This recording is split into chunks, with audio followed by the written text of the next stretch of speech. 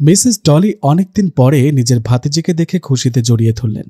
অবাক চোখে বললেন, কেমন আছিস পুচকি? কত বড় হয়ে গিয়েছিস?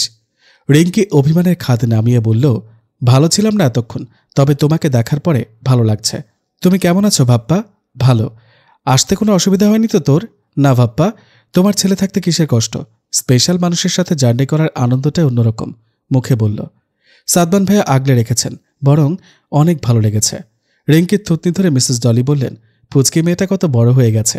ভাইয়াকে জানিয়ে দিচ্ছি তোরা এসে পড়েছিস। রাফা আপু আর তিতিন কোথায় ভাপ্পা? ওরা উপরে আছে, আমি ডেকে দিচ্ছি তাদের, তুই এখানে বস। রিঙ্কিকে গেস্ট রুমে নিয়ে আসেন তানিয়া খাতুন। সবার সাথে কথা বলে রুমে এসেই সে ধপাস করে বিছানায় শুয়ে পড়ে। অনেকটা পথ জার্নি করে আসার পরে শরীরটা ক্লান্ত লাগছে, চোখ ভরে এলো ঘুমে। সাদমান ফ্রেশ হয়ে এসে আয়নার সামনে দাঁড়িয়ে চুলে হাত দিয়ে স্লাইড করছিল। তখনই রুমে হুড়মুড়িয়ে রুজবা প্রবেশ করে। কৌতূহল চোখ দুটি কোটর থেকে বেরিয়ে আসার উপক্রম তার। ছি ছি ছি, কি সময় চলে আসলাম। কিন্তু তার বেহায়া মনটার জন্য স্থবির দাঁড়িয়ে রইল। ঘরে দ্বিতীয় ব্যক্তিকে দেখে সাদমানের মুখে থমথমে হয়ে আছে। এই আপদ এখানে আবার কি করছে? সে খরতর গলায় জিজ্ঞেস করল, তুই আমার রুমে কি করিস? ডানে বামে তাকিয়ে রুজবা ভয়ে ঢোক গিলে চট জলদি জবাব দিল, ওই মেয়েটাকে তুমি নিয়ে এসেছ? বিরক্তি ভাব নিয়ে বলল, হ্যাঁ, কেন, কি হয়েছে? ন্যাকামি করে, না কিছু হয়নি। কিন্তু এত মানুষ থাকতে তুমি গেলে কেন? এতদিন পরে দেশে এসেছ, কই আমাদের নিয়ে একটু ঘুরবে তা না। কোন দেশের কাকে নিয়ে আসছো? তোর আর কিছু বলার আছে? মাথা দুলিয়ে বলল, না। দাঁতে দাঁত চেপে বলল। রুজবার বাহু ধরে টেনে দরজার বাহিরে নিয়ে দাঁড় করিয়ে রাগত স্বরে বলল, আমি তোর কোনো প্রেমিক নই, ওকে? আসার পর থেকে লেপ্টে আছিস। কিছু বলছি না দেখে এই না যে যখন যা ইচ্ছা তাই করবি। আমি জানি তুই কি চাস, তবে কান খুলে শুনে রাখ একটা কথা। তোকে আমি বোনের নজরে দেখি, এর থেকে বেশি কিছু না। আর আমার ব্যাপারে নাক গলাতে আসবে না একদম। এবার ভালোই ভালোই ছেড়ে দিয়েছি, পরের বার গালে থাপ্পড় পড়বে সোজা।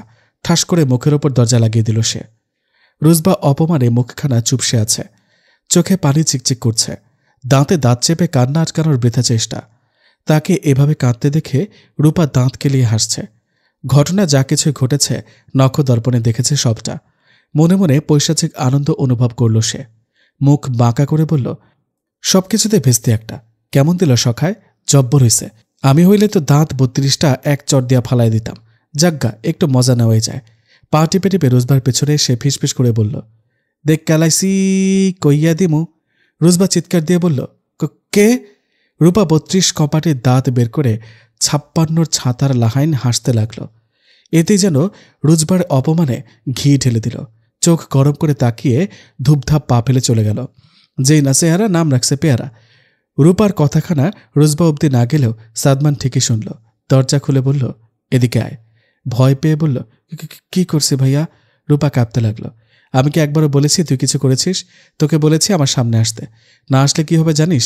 টুপ করে ছাদ থেকে ফেলে দিব। আসতেছি, আমি আর ভয় দেখাবো না, এই কান মলছি দেখুন। কথাটা বলেই কান ধরে এক পা তুলে দাঁড়িয়ে আছে রূপা। বাহ, বুঝে গেছিস, গুড গার্ল। 5 মিনিট এভাবেই থাকবি। কাঁদো কাঁদো মুখে, আচ্ছা মনে থাকবো। এদিকে হিমেল আজকেও চুরি করে হুরাইনের ডায়েরিটা এনেছে। কম্বল মুড়ি দিয়ে আয়েশ করে পড়তে বসেছে। আজকে যে করেই হোক শেষ করতে হবে, না হলে আর পড়া হবে না। এত সুন্দর বাক্য রচনা বিমোহিত সে। প্রেমে পড়বে বই কি, পড়েই গেছে। কোন দুঃখে যে ডায়েরিটা পড়তে গেলাম। বুকের ভেতরে আক্ষেপ, যদি না পাই। চোখ দুটি ভিজে উঠেছে, মস্তিষ্ক তার হুড়ময়। ৫৬ পৃষ্ঠার নিচের লাইনটুকু পড়ে মুখ হা হয়ে আছে তার। আমার কথা মনে কইরা একখান সিডি লেখন যায় না? মন যখন খুব বেশি খারাপ থাকে, তোমার ভাঁজ করা খাতার মাছ পাতায় 2টা সিরকুট লিখ। চাঁদনি রাইতে জ্যোৎস্না যখন ঘরের আঙিনা বাইয়া খোলা জানলায় উঁকি দিব, তুমি তখন কাছের বয়ামে জ্যোৎস্নাবন্দি করবা। তোমার লাগে 1000 শতেক কথা লুকাই থুইছি ডায়েরির ব্যাগটি পৃষ্ঠাত। জোড়া কয়টা বকুল আনছি মালা গাতুম, রাইক্কা দিমু বুক সেলফের একটা কোনায়। তুমি যখন আমার ঘরে আইবা, বকুল ফুলে মালা খান খুপাই দিমু। গজদাতের কন্যার হাসিতে মোর ভুবন ভুলাবো দুঃখ নহে, সে তো আড়ালে থাকা মায়াবিনী। যেন জানালার কপাট খুললা হাত বাড়াইলেই মনে হয় দূরের কোনো স্রোতস্বিনী নদীর কলকল শব্দ তোলা ঢেউ। এতটুকু পরেই থামল হিমেল। চটজলদি উঠে ড্রয়ার থেকে নীল হলুদ রঙের রঙিন কাগজ বের করে 2টি চিরকুট লিখতে বসে সে। তাকে যে উত্তর দিতেই হবে, নইলে মন কাড়বে কিভাবে জারুল ফুলের। সে ঠোঁট কামড়ে ধরে ভাবতে লাগলো কি লেখা যায়। অবশেষে বহু চিন্তার ফসল দিয়ে সুফল হলো তার। প্রিয় জারুল ফুল, তোমার জন্য রেখে দেওয়া একটা আস্ত বইয়ের স্তূপ জমে পাহাড়। নতুন নোটবুকের প্রতিটি পৃষ্ঠা কেবলই শব্দহীন। কভারে আমার সাথে তোমার নাম প্লাস করব বলেই নতুন রং কিনেছি। জানো, তোমাকে নিয়ে দিনের এটুকু সময় বিক্রি করে 4টে কদম কিনেছি। সেটাও তুলে রেখেছি রং তুলিতে আধ পুরানো 2টি খামে। আজকাল বুক পকেটে বেলির মালা না হয় টকটকে লাল গোলাপ নিয়ে সন্ধ্যার পরে ঘরে ফিরি। কিন্তু ছন্ন ছাড়া সময় গতি বহমান হলেও শুভ্রের উপহারটি গ্রহণ করবার জারুল ফুল যে নিষ্প্রভ। আজকাল বড্ড উদাস লাগে জানো জারুল ফুল। আমার গল্পের পাঠিকা হলে তোমাকে আমি 5 শাপলা এনে দিব, সাথে দিব 4টে চিঠি আর গুটি কয়েক বকুল। ইতি জারুল ফুলের শুভ্র মানব। ধবধবে সাদা কাগজের ওপর ছোট করে লিখে দিল, 107 শব্দের চিরকুটটা একটা বিশাল রচনা মনে হলে রেখে দিও নোটবুকে। আমাকে মনে ধরলে শব্দখানা জোড়া দিও। মুচকি হেসে মিলান বাক্যে যখন গজদাতে আটকে পড়ে খিলখিল হাসি তুলবে, তখন আমি 1 যুগ পাড়ি দেব আপন সুখের ভেলায় ভেসে। কমপক্ষে 50 বার চোখ বুলিয়েছে কোথাও ভুল হয়েছে কিনা। তারপর রাজ্যজয়ের হাসি এসে কালো রঙের ডায়েরির মধ্যে রেখে দেয়। গুটি গুটি পায়ে হুরাইনের রুমের সামনে এসে দাঁড়ায়। ভয়ে বুকটা ধরাস ধরাস করছে। ধরা পড়লে পিচ্ছিটা কি ভাববে। ভেরানো দরজা খানিক ফাঁক করে দেখল কেউই নেই। চটজলদি রুমে ঢুকে টেবিলে ডায়েরিটা রেখে আসার পথে বিপত্তি ঘটল। কিটি আর তুলতুল পথ আটকে মিউমিউ করে চিৎকার করছে। সে কাঁদো কাঁদো স্বরে বলল, দুহাই লাগে, চুপ কর তোরা, পথ সরে দাঁড়া বাচ্চারা, নইলে যে আমি ঢের ফাঁসা ফাঁসব। বাথরুমের দরজা ছিটকেনি খোলার আওয়াজ শুনে এক লাফে রুম থেকে বেরিয়ে আসে। বুকে থুতু ছুড়ে বলে, কি সাংঘাতিক, প্রেমে পড়লে এত জ্বালা আগে বুঝিনি। হুরাইন ডায়েরিটার দিকে চোখ ছোট ছোট করে তাকিয়ে আছে। এটা এখানে কেন? হাতে নিয়ে ওলট পালট করে যেই না নেড়েচেড়ে রাখতে যাবে, তখনই 2টি কাগজ মেঝেতে পড়ে। কুজো হয়ে খাম 2টি হাতে নিয়ে আশ্চর্য হয়, কি আজীব, এটা কে দিল? চিরকুট 2টিতে চোখ বুলিয়ে হতভম্ব হয়ে দাঁড়িয়ে রয়। টিএম অর্গানিক গ্যালারি প্রাকৃতিক সৌন্দর্য আর যত্নের সমন্বয়ে আপনাদের জন্য নিয়ে এসেছে ইউফিলের বিশেষ পণ্যসমূহ। এখানে আপনি পেয়ে যাবেন আপনার ত্বক এবং চুলের জন্য সকল প্রকার অর্গানিক পণ্য। আদিবাসী হেয়ার অয়েল, ঘন মজবুত চুলের জন্য একটি প্রাকৃতিক সমাধান। আদিবাসী হেয়ার সিরাম, দ্রুত ফলাফল পেতে চুল পড়া রোধ করুন অনায়াসে। এই সিরামটি আপনি হেয়ার অয়েলের সাথে কম্বো হিসেবে ব্যবহার করবেন। ম্যাজিকের মতো আপনার ঝরে যাওয়া চুল ফিরিয়ে আনবে। এছাড়াও চুল silky, shiny, soft, frizz free করতে এই সিরামের তুলনা নেই। অ্যাক্টিভেট চারকোল সোপ, ত্বকের বিষাক্ততা দূর করে ফিরিয়ে আনুন উজ্জ্বলতা। এতে রয়েছে activate charcoal, aloe vera, kojic acid সহ আরও কার্যকরী উপাদান, যা আপনার ত্বককে ফর্সা করতে সহায়তা করে এবং ত্বকে ডিপ ক্লিন করে তারুণ্য ধরে রাখতে সহায়তা করবে। অ্যাডভান্স অ্যান্টি এজিং সিরাম, বয়সের ছাপ দূর করে ত্বককে রাখুন টান টান ও প্রাণবন্ত। এই ব্রাইটেনিং 5% নিয়াসিনামাইড সিরামে ব্যবহার করা হয়েছে সিক্রেট অ্যান্টি এজিং ফর্মুলা, যা আমাদের স্কিন থেকে বয়সের ছাপ দূর করে ত্বককে ফর্সা করে।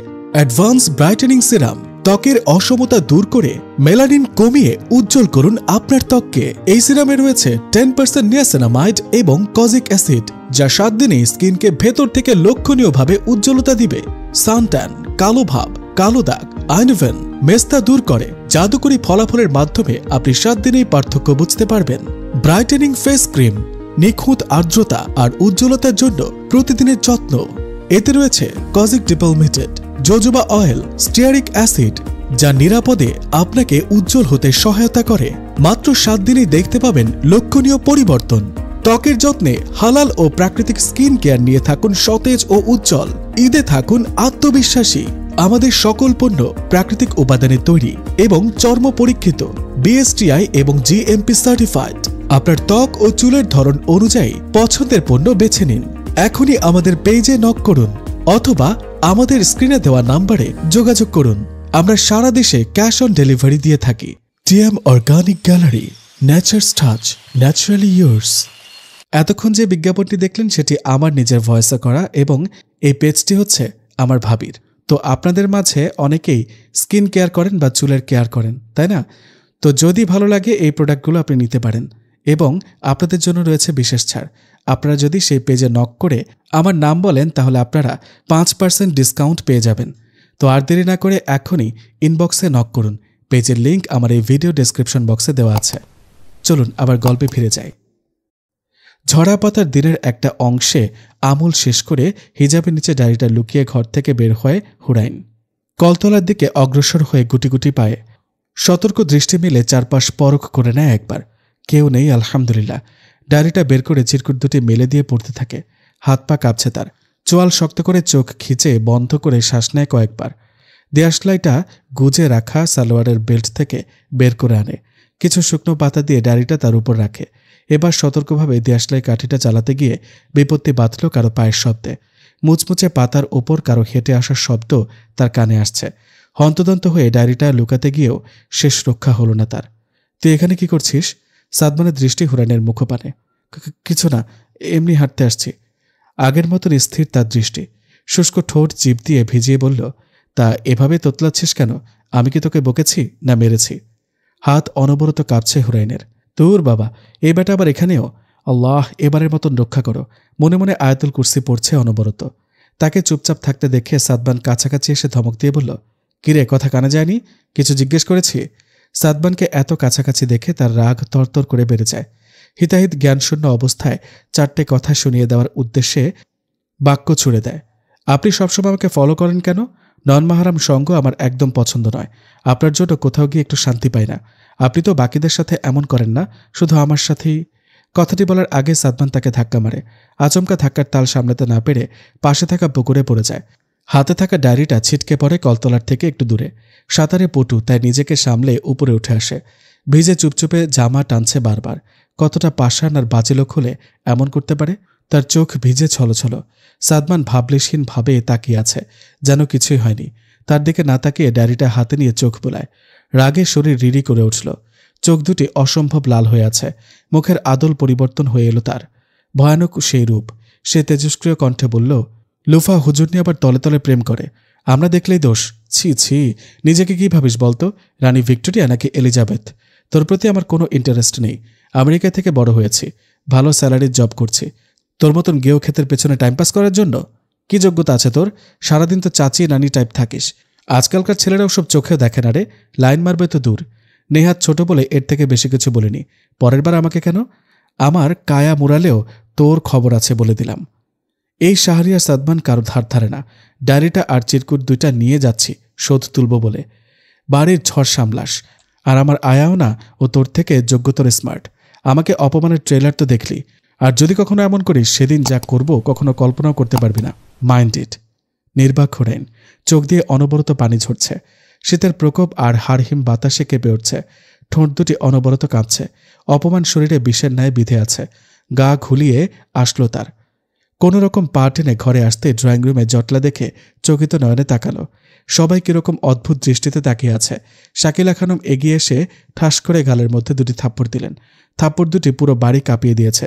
পিনপত নীরবতা সবার মাঝে। ঠোঁট কেটে রক্ত ঝরছে। নুনতা রক্তের স্বাদ সে টের পেল। চোখ দুটি প্রচণ্ড জ্বালা করছে। রাশেদ তালুকদার স্ত্রীকে থামিয়ে দিয়ে হুরাইনকে কাছে টেনে নিয়ে আদুরে গলায় বললেন, এসব কি হুর? সাদমান যা বলছে তা কি সত্যি? ফাঁকা মস্তিষ্ক।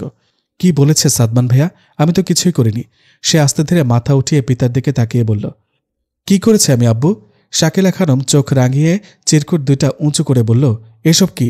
তোমাকে আমরা এই দিন দেখার জন্য মানুষ করেছি। কে ছেলেটা? বাড়ি কোথায়? ঠিকানা বলো। আর্য তালুকদার ধমক দিয়ে বললেন, আহ শাকিলা, চুপ করবে? দেখছো তো আমি কিছু জিজ্ঞেস করেছি। মেয়েটা এমনিতে অনেক ভয় পেয়েছে। স্বামীর দিকে রাগত চোখে তাকিয়ে পুনরায় প্রশ্ন ছুড়ে দিল, তোমার লাই পেয়েই এমন হয়েছে। হুরাইনের বাহু এক হাতে চেপে ধরে আরেক হাতে চিবুক চেপে ধরে। ব্যথায় কুকিয়ে উঠে সে। আহ, লাগছে আম্মু। দাঁতে দাঁত চেপে বলল, লাগুক। তুমি এতগুলো মানুষের সামনে আমার এতদিনের শিক্ষা দীক্ষা ধুলোয় মিশিয়ে দিয়েছ। আম্মু, বিশ্বাস করে আমি কিচ্ছু করিনি। এসব কে লিখেছে জানিও না। মিসেস ডলি ধমক দিয়ে বললেন, এই মেয়ে, নাটক করো না। তুমি কি বলতে চাচ্ছ আমার ছেলে মিথ্যাবাদী? তোমাকে প্রথম দিন দেখেই বুঝেছি অতিভক্তি চোরের লক্ষণ। হিমেল মাথা নিচু করে আছে। আজকে তার ভীষণ অনুশোচনা হচ্ছে। সে কি সত্যিটা সবাইকে বলে দিবে? দোটানায় পড়েছে। কি ভাববে তখন সবাই? ছি ছি ছি, নিজের চাচাতো বোনকে চিঠি। আল্লাহ, এবারের মতন বাঁচিয়ে দাও মেয়েটাকে। আর কখনো এমন করব না, কথা দিলাম। রুজবা যেন মজা পাচ্ছে। বড়দের মাঝখানে কোনো কথা বলতে চায় না, কারণ সবাই বেয়াদব বলবে। সাদমান সোফায় আরাম করে বসে নিজের মনে মোবাইল স্ক্রল করছে। বেশ মজা পাচ্ছে সে। আমাকে অপমান করার শাস্তি ভোগ করো মেয়ে, আঙ্গার করে দিব তোমায়। এর থেকেও ভয়ঙ্কর শাস্তি তুমি পাবে। যার জন্য এতদিনের ক্ষোভ জমিয়েছি সেটা সুদে আসলে তুলব।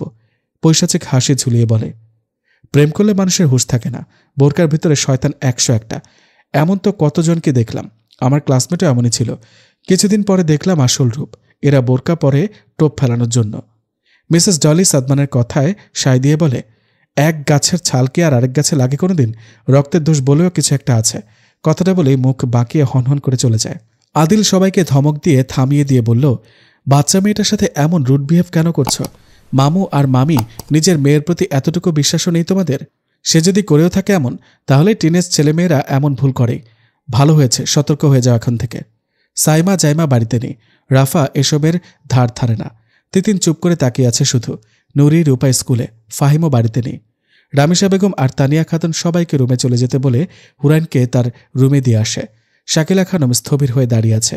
একটু আগের কথায় তার মস্তিষ্কে ভরপুর। তাহলে কি ভাবি যা বলল তাই ঠিক? রাশেদ তালুকদার লাঠি হাতে চুপচাপ চলে যান। তিনি বুড়ো বয়সে এসে ঝামেলা জড়াতে চান না। কাকেই বা কি বলবে, কে শুনবে তার কথা?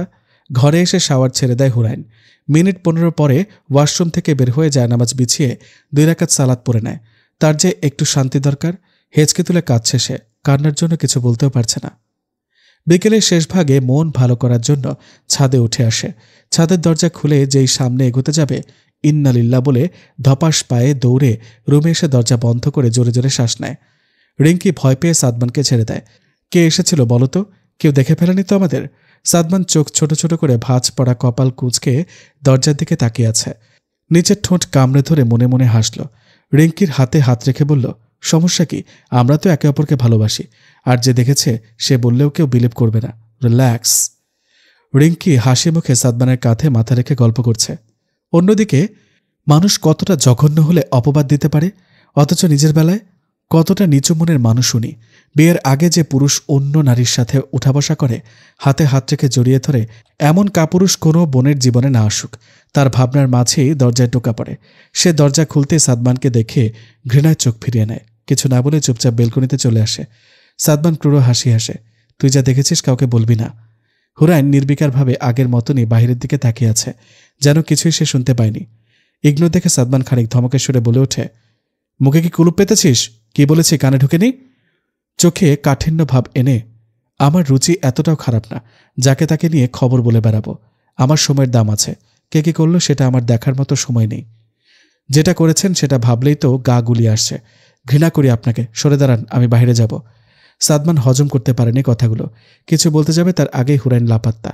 দেওয়ালে লাথি মারে সে। তোর ডানা আর তেজ দুটোই ভাঙব, সময় হোক। বিয়েবাড়ির তোড়জোড় চলছে। খুব সুন্দর করে পুরো বাড়ি সাজানো হয়েছে। বাড়িতে মেহমান গিজগিজ করছে। কাজিন দল হলুদের জন্য একরকম ড্রেস বানিয়েছে। ছেলেরা কাঁচা হলুদ পাঞ্জাবির সাথে সাদা পায়জামা আর মেয়েরা কাঁচা হলুদের সাথে সবুজ পাড়ের শাড়ি পরেছে, একমাত্র হুরাইন ব্যতীত। সে নিজেকে কালো বোরকায় আবৃত করেছে, চোখ দুটিও ঢাকা। ঘাপটি মেরে ঘরে বসে আছে। এসব সুন্নাহ বিরোধী কাজ তার পছন্দ না, কোনো রুচিও নেই। সবাই আনন্দ করছে। ছাদে সুন্দর করে সবকিছু ডেকোরেশন করা হয়েছে। রুজবা সেই দিনের পর থেকে সাদমানের সামনে যাওয়ার সাহস হয়ে ওঠেনি।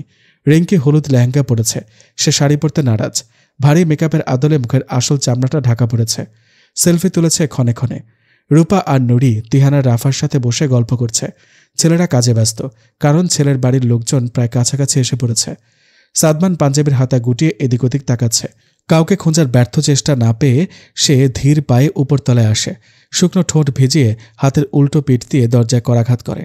হুরাইন দরজা খুলে সাদমানকে দেখে মুখের উপর দরজা বন্ধ করতে নিলে সে হাত দিয়ে আটকে দেয়। দাঁতে দাঁত চেপে বলে, তোর সাহস তো কম না, আমার মুখের উপর দরজা লাগিয়ে দিচ্ছিস?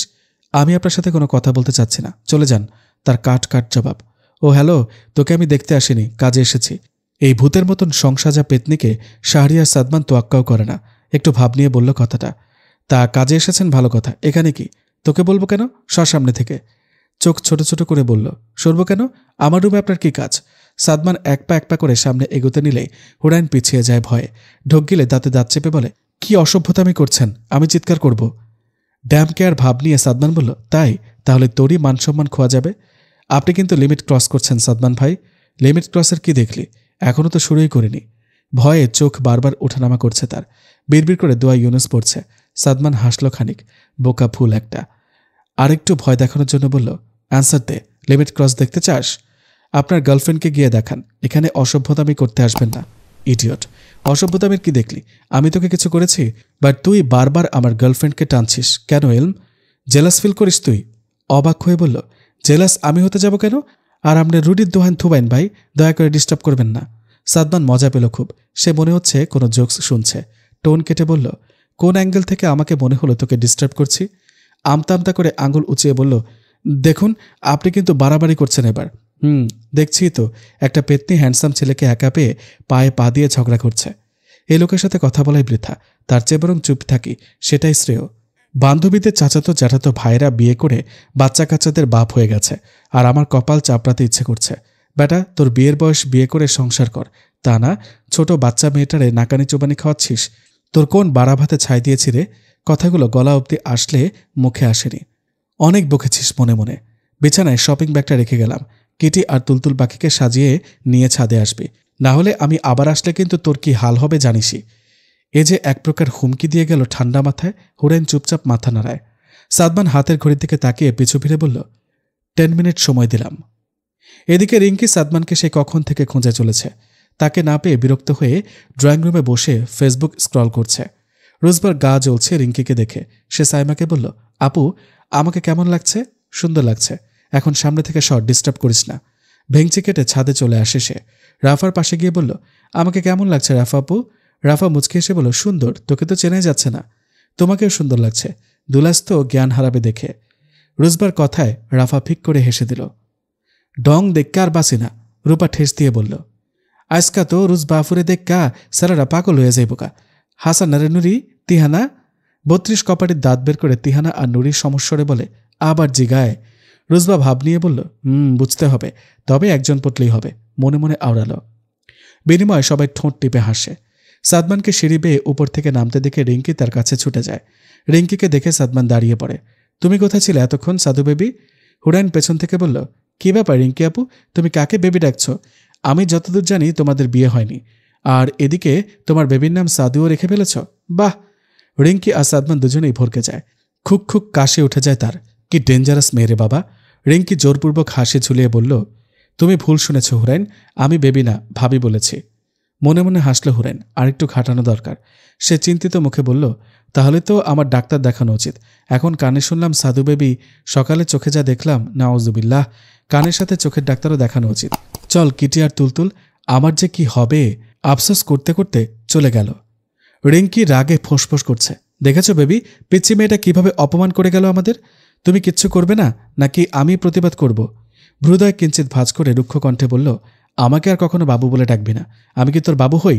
ফের যদি বাবু বলিস তাহলে মা ডাকব। মুখ কালো করে বলল, তুমি কিন্তু ইদানিং পাল্টে গিয়েছ, আগের মতন কেয়ার করো না। কল দাও না, টেক্সট দিলেও সিন করো না, রিপ্লাই দাও না। কেন? দাঁতে দাঁত চেপে বলল, সেটা ভালোবাসা ছিল না? আর তুইও খুব ভালো করে জানিস রিলেশনের শর্তগুলো কি ছিল। কাঁদো কাঁদো গলায় বলল, জানি, তবে আমি তোমাকে ভালোবাসি। তুমি আমাকে একটুও ভালোবাসো না বলো? না।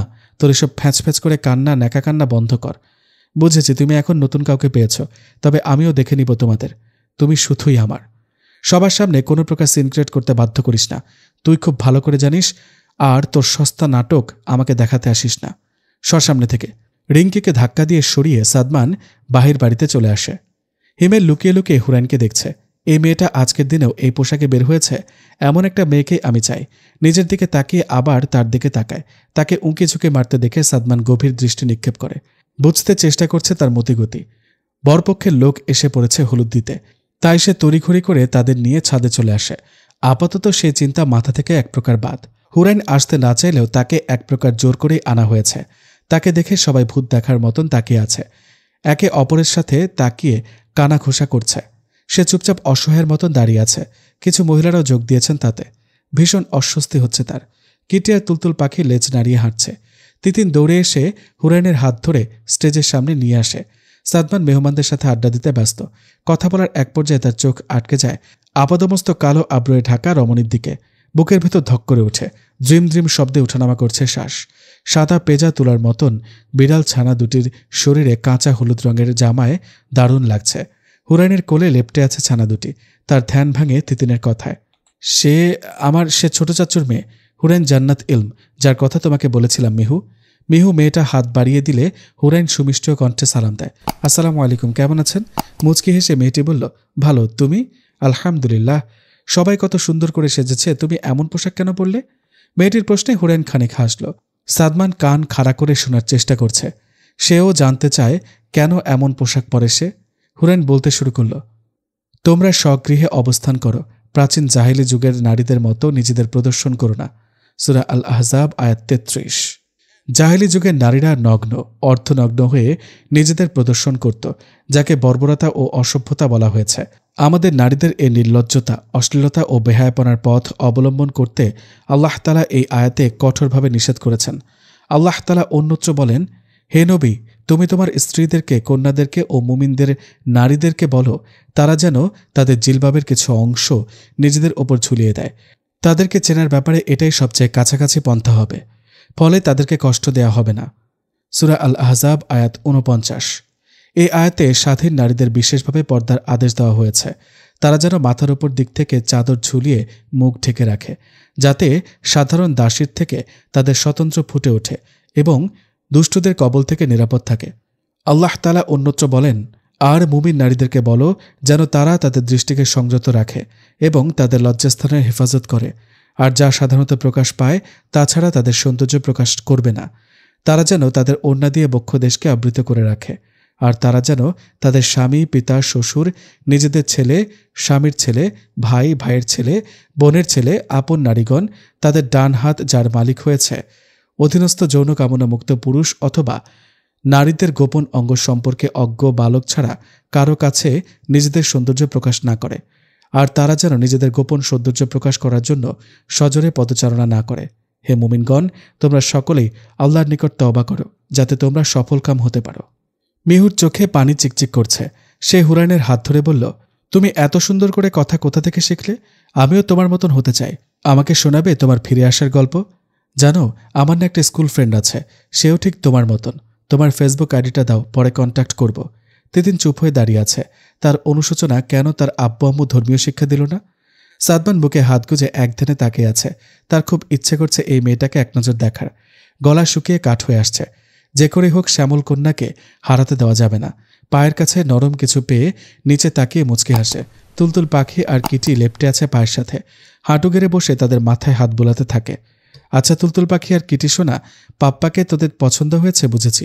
এবার মাম্মামের সাথে সেটিং করিয়ে দে বাপ। যদি তোরা দিতে পারিস তাহলে এই হ্যান্ডসাম বড়লোক পাপ্পা তোদের প্রতি মাসে শখানেক ট্রিট দিবে। যদি চাস বড়লোক ছেলে বিল্লুর সাথে তোদের লাইন ধরিয়ে দিব। পারবি বাপ বল? তোরাও সিঙ্গেল, আমিও সিঙ্গেল। একটু তো মিঙ্গেল করার মহৎ কাজটা করে দে বাপ। মিউ মিউ করে উঠল দুই পোষা বিড়াল।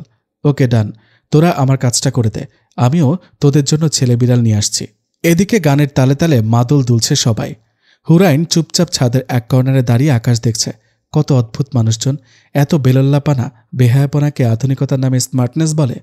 কত নিম্নমানের রুচি মানুষের, অথচ এর ভয়াবহতা যে কতটা তা কি করে বুঝবে এই মানুষগুলো? বুকের ভেতর থেকে দীর্ঘশ্বাস বেরিয়ে আসলো। আফসোস হচ্ছে বড্ড বেশি।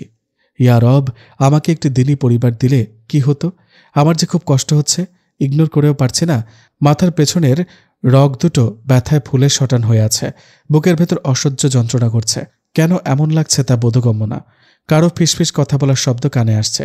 এখানে সে ছাড়া আর কেউ নেই।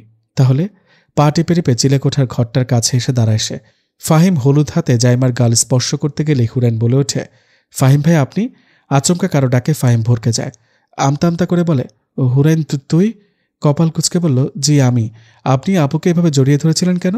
জাইমা নিজেকে সামলে নিয়ে বলল, তুই ভুল দেখেছিস হুর, আমার চোখে কি যেন পড়েছিল, তাই তো ফাহিমকে বলেছি দেখতে কিছু পড়েছে কিনা। ঠোঁট কামড়ে ধরে বলল, কিন্তু।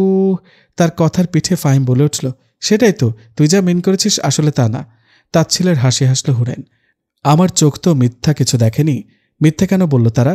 দেখেও না দেখার ভান করে বলল, আচ্ছা সরি, আমি ডিস্টার্ব করলাম তোমাদের। কথাটা বলেই সামনের দিকে হাঁটা ধরে।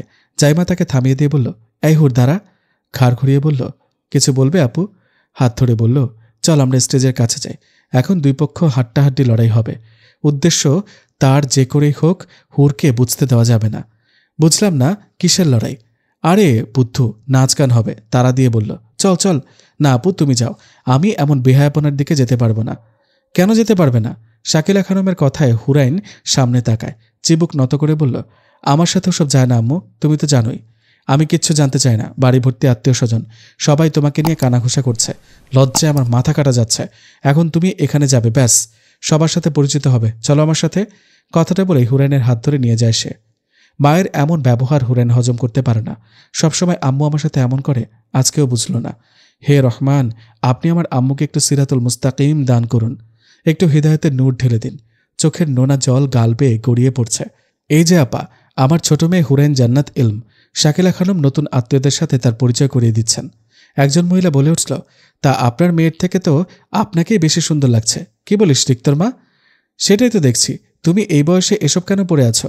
এখনই তো তোমাদের সময় লাইফটাকে এনজয় করার। আমার মেয়ে তোমার 1 বছরের ছোট, নাচ গান সব বিষয়ে পারদর্শী। কিছুক্ষণ পর তো নাচবে ওই স্টেজে, দেখো কত ভালো নাচে। শাকিলা খানম শক্ত করে হাতটা ধরে আছে। হুরাইন ব্যথায় ছটফট করছে, মনে হচ্ছে সব রাগ তার হাতের উপর দিয়ে যাচ্ছে, রগটা ছিঁড়ে যাওয়ার উপক্রম। দাঁতে দাঁত চেপে দাঁড়িয়ে আছে, মনে মনে রবের সাহায্য কামনা করছে। আল্লাহ, আপনি আমাকে রক্ষা করুন, আমি যে আর পারছি না, আমার ভীষণ কষ্ট হচ্ছে। মহিলাদের কথার পৃষ্ঠে শ্লেষ হাসলেন শাকিলা খানম। এই অপমান তার শরীরে বিঁধে আছে। এ কি চাচি আম্মু, আপনি এখানে? নিচে সবাই অপেক্ষা করছে আপনার জন্য। সাদমানকে দেখে হুরাইন যেন প্রাণ ফিরে পেল। আলহামদুলিল্লাহ ইয়া রব, আপনি আমার কথা শুনেছেন। শাকিলা খানম যাওয়ার আগে চোখ দিয়ে বুঝিয়ে দিলেন, একবার আসো রুমে, তারপর তোমাকে বুঝাবো পর্দার স্বাদ। ভয়ে ঢোক গিলল, তবে আপাতত এসব ভেবে হতাশ হতে চায় না। পরেরটা পরে দেখা যাবে। হাতটা ফুলে গিয়েছে টের পাচ্ছে। বাম হাত দিয়ে ডান হাতের কবজি ধরে এদিক ওদিক তাকাচ্ছে। হাত মোজাটা খুলে দেখতে হবে জায়গাটার কি অবস্থা। খুব বেশি ব্যথা করছে তোর? হাত থেকে চোখ সরিয়ে সাদমানের দিকে তাকায়। উনি জানলো কিভাবে আমার হাতে ব্যথা করছে? তোর হাতে ব্যথা আমি কিভাবে জানলাম সেটা পরে ভাবিস। ছোট মাথায় একসাথে এত চাপ নিলে পরে মাথা ব্যথাটা আবার মাথাচাড়া দিয়ে উঠবে। অবাকের উপর অবাক হচ্ছে সে। বলছিলাম কি, ভ্রুজোড়া সামান্য কুচকে। আপাতত তোর কোনো কথা শুনতে চাচ্ছি না। আমার সময়ের অনেক দাম আছে, এখন চল আমার সাথে। অন্যদিকে ঘাড় ঘুরিয়ে বলল, আমি যাব না আপনার সাথে। আপনার সময়ের দাম আছে, কে বলেছে এখানে সময় নষ্ট করতে? আজব, বেশি কথা বলা একদম পছন্দ করি না আমি তোর কোনো কথাই শুনতে চাচ্ছি না। তুই যাবি নাকি আমি অন্যভাবে নিয়ে যাব? ধক করে উঠল বুকের ভেতর। কি বলতে চান উনি? অন্যভাবে মানে? সাহস জুগিয়ে বললাম, অন্যভাবে মানে কি বোঝাতে চাচ্ছেন, খোলাসা করে বলুন। নিচের ঠোঁট কামড়ে ধরে বলল, শুনতে চাস অন্য কিভাবে নিয়ে যেতে পারি? আমি মাথা দুলিয়েও হ্যাঁ বললাম। শুনতে চাই, কিভাবে নিতে চান? ফিসফিস করে বলল, ইলম, ছোটবেলায় তোকে কত কোলে নিয়েছি, তুই যদি চাস এখনও তোকে কোলে তুলে নিয়ে যাব, মাইন্ড করব না। নাউজুবিল্লাহ। নিজেকে সংযত করে আগ পিছু না তাকিয়ে দৌড়ে সবার ভিড়ের মধ্যে চলে আসলাম। নন মাহারাম সঙ্গ কখনোই কারোর জন্য নিরাপদ না, বুঝলাম। হুরাইনের যাওয়ার পানে তাকিয়ে সাদমান দাঁত কপাটি বের করে হেসে দিল। উফ, শ্যামল কন্যার ভয় পাওয়া মুখটুকু যদি দেখতে পারতাম, কিংবা বিলাই চোখ দুটি।